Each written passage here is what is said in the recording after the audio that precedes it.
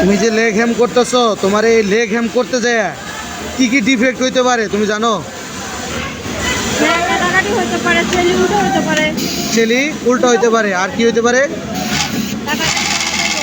আর চেলি ঘুরে দিতে পার, স্কিপ হতে পারে না। তারপর হচ্ছে ইনার সাইডে রয়েস বের হইতে পারে না, টেনশন খারাপ হইতে পারে না, রুপিং হইতে পারে না, পাকারিং হইতে পারে না, টিউব হইতে পারে। তাহলে বলতে পারলো না কেন? তুমি যদি অল্টার ধরতে পারো, তোমার প্রসেসর অল্টার যদি তুমি ধরতে পারো, তাহলে তোমার প্রসেসর কখনো অল্টার হবে না।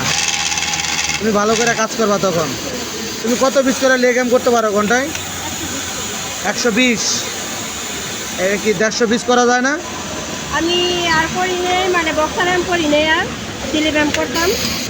এখন 120 আচ্ছা, সর্বোচ্চ 120 চেলি ঘুরাইয়া।